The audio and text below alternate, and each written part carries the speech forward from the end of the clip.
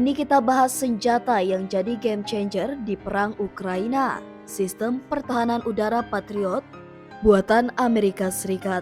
Sebuah sistem yang mampu menghancurkan rudal hipersonik Rusia dan mengubah wajah peperangan udara di Eropa Timur. Apakah Patriot benar-benar sehebat itu? Dan seberapa besar dampaknya pada geopolitik global? Yuk kita bedah lengkap.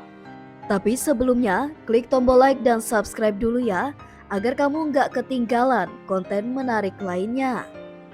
Sistem rudal Patriot MIM-104 adalah salah satu sistem pertahanan udara paling mahal dan paling canggih di dunia. Dirancang oleh Raytheon dan Lockheed Martin, Patriot bukan hanya alat bertahan, tapi simbol keunggulan teknologi militer Amerika. Sistem ini mampu mendeteksi, melacak, dan menghancurkan rudal balistik, rudal jelajah, drone, hingga jet tempur dengan presisi tinggi. Dan kini, Patriot dikirim langsung ke garis depan Ukraina untuk menghadapi rudal-rudal maut milik Rusia seperti Iskander dan bahkan Kinzhal, rudal hipersonik yang sebelumnya dianggap tak terkalahkan. Sistem ini bukan cuma satu senjata, tapi terdiri dari beberapa elemen utama.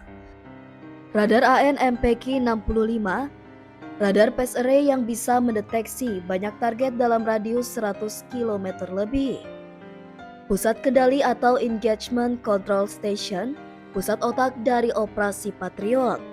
Peluncur rudal bisa memuat 4-8 rudal per kendaraan.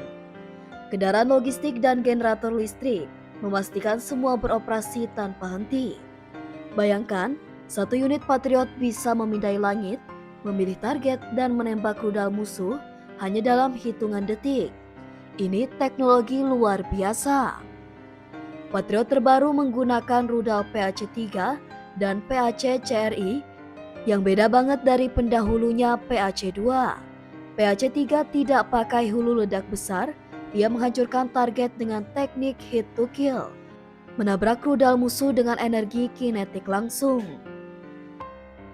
Spesifikasi PAC-3, panjang 5,2 meter, berat 312 kg, kecepatan sangat tinggi, akurasi presisi tingkat tinggi, bahkan terhadap rudal balistik. Dengan kemampuan ini, Ukraina telah berhasil mencegat rudal Kinzhal, salah satu senjata paling ditakuti Rusia. Rusia sempat mengklaim rudal Kinzhal tak bisa dicegat, tapi kenyataannya Ukraina dengan Patriot berhasil menjatuhkannya. Ini bukan sekadar kemenangan taktis, tapi kemenangan strategis dan psikologis. Patriot jadi bukti bahwa senjata Rusia, meskipun canggih, tetap bisa diatasi jika teknologi dan pelatihan yang tepat digunakan.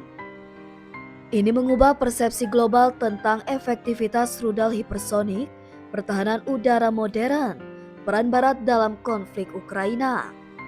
Patriot punya jangkauan hingga 100 km, tergantung varian rudalnya, dan keunggulan lainnya mobilitas tinggi.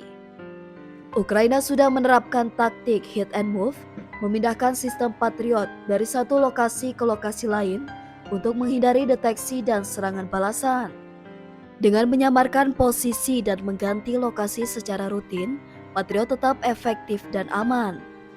Biaya satu unit sistem Patriot sekitar 1 miliar USD per baterai, rudal PAC-3 2-4 juta USD per buah. Ya, mahal banget.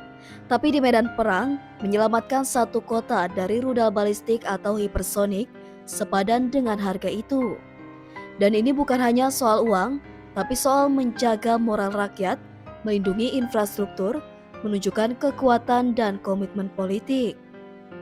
Keberhasilan Patriot di Ukraina punya efek domino besar. 1. Barat semakin solid mendukung Ukraina. 2. Negara lain tertarik membeli Patriot. 3. Narasi keunggulan militer Rusia dipatahkan.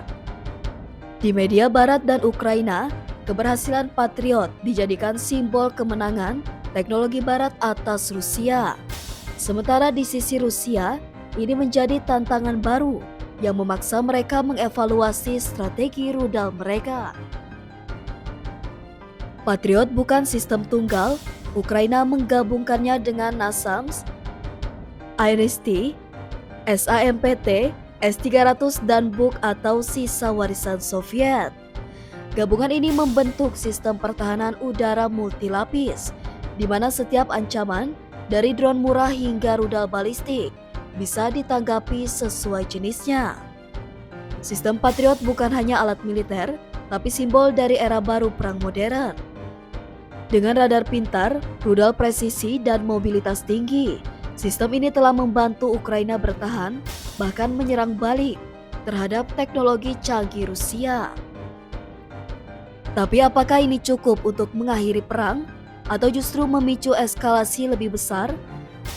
Tulis pendapat kalian di kolom komentar.